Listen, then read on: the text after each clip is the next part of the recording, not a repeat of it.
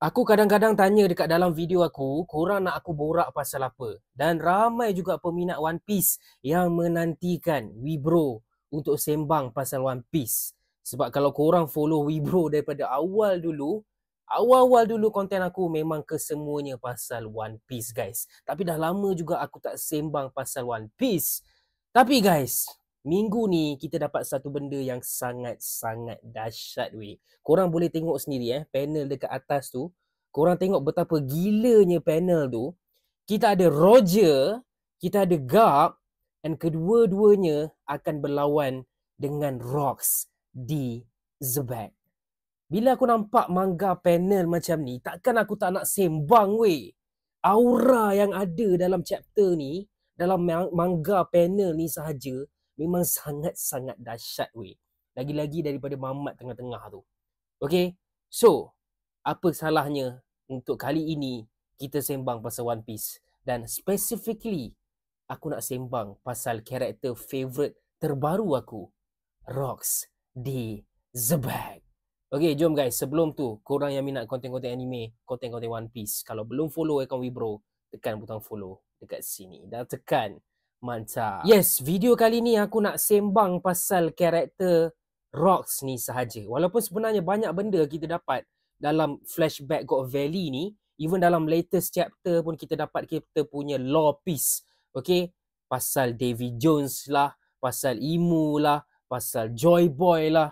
Tapi tu semua aku tak nak sembang. Aku nak sembang pasal karakter ni guys. Sebab aku nak bagi tahu dekat sini, dalam One Piece ni, dia ada banyak fan-fan yang pentaksub ni, pentaksub tu. Ada yang pentaksub Shanks, kita panggil Wala Shanks. Ada yang kita panggil Wala Ro, Walanji. Okay, ada juga yang lebih gila, Wala Gon. Tapi aku guys, aku Wala Back, kau tahu tak? Aku Wala Rocks. Okay, aku tak boleh nak cerita lah betapa hebatnya karakter Rocks ni. Walaupun Oda dia introduce first appearance dia yang betul-betul kita nampak muka, sebenarnya tak lama guys. Lebih kurang 11 chapter yang lepas bila aku tengok dekat aku punya sejarah, aku punya TCB ni, manga chapter ni, Rocks mula-mula muncul pada chapter 1154 yang bertajuk I Can't Even Die. Itu pun dia muncul dekat page yang last tau.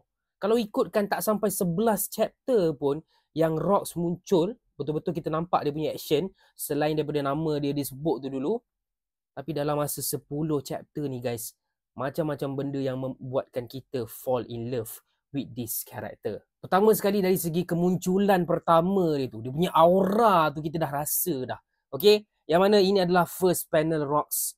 Yang kita nampak Rocks di belakangnya ada Whitebeard, ada Shiki, yang mana keempat-empat ni menjadi Rocks Pirates lah kan. Lepas tu kita dapat revelation yang Rocks ni dia punya family, nama sebenarnya bukanlah Rocks di Zebek, tapi sebaliknya adalah Devi di Zebek. Dan Devi clan ataupun Devi family ni sebenarnya ada impak yang besar dalam sejarah cerita One Piece. Zaman-zaman dulu ada satu karakter ni nama Davy D. Jones dan dia yang menakutkan Im Sama. So mungkin awal dulu ada pasal Joy Boy, ada pasal Davy Jones, ada pasal Im Sama yang berada di timeline yang sama. And kita tahu One Piece ni dia lebih kepada inherited will, macam mana Luffy inherit will daripada Ace, daripada Roger dan sebagainya. Blackbeard confirm lah akan inherit will daripada bapa dia.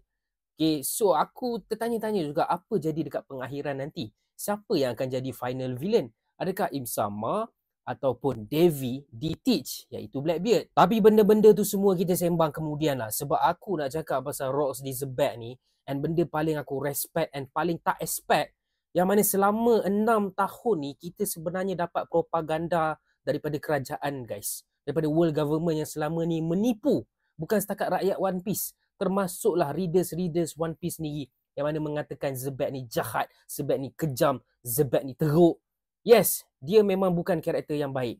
Tapi apa yang dia buat sebenarnya dekat God Valley, dia bukan datang untuk menang harta ke, nak menang Devil Fruit ke, nak bunuh orang ke, nak apa ke. Dia datang God Valley untuk selamatkan isteri dia dan juga anak dia. Dan pada chapter yang terakhir, Im Sama telah menggunakan satu power yang bernama Dom Reversi yang berjaya merasuk Zebek ni jadi gila, jadi memang betul-betul ganas, and boleh apa, dia sendiri, Im Sama tu dah kontrol untuk bunuh family dia sendiri. Okay, Zebek ni kalau dibiarkan begitu saja, confirm akan bunuh Teach dan juga isteri dia. Sebab itulah dalam penghujung chapter ni, dia merayu kepada Garp dan juga Roger, bunuh aku. Garp, Roger, please kill me. Bila aku baca je dialog tu, meremang guys. Dan finally kita dapatlah finally kita dapatlah fight ni. Yang mana pada asalnya kita expect yang Garp dan juga Roger team up untuk kalahkan Rox yang jahat. Tapi sebenarnya tak. Garp and Roger team up untuk kalahkan Rox yang telah pun dirasuk oleh Imo. Next chapter gonna be an all-timer guys. Next chapter, kalau kau baca One Piece dah lama, kau akan menantikan chapter yang selepas ni. Garp dan Roger bergabung untuk melawan Zebek. Sama-samalah kita saksikan. Harap-harapnya bukanlah sekadar clash piece. Bukanlah habis dekat separuh chapter ke satu chapter. Aku nak lebih. Aku nak Oda full fight. Bagi full fight. Kita nak tengok Roger dengan Garp go all out lawan dengan Davy di Zebek. Korang rasa macam mana? Korang boleh komen pendapat korang dekat bawah. Aku jarang buat video pasal One Piece. Tapi sekali aku buat, korang tengok berapa lama. 6 minit lebih, Mat. 6 minit lebih. Serius. Aku boleh kata One Piece is very, very epic. Very, very hype right now. Kalau kau tak baca One Piece lagi, pergi baca guys. Baca guys. Ini bukan cerita budak-budak. Ini cerita betul.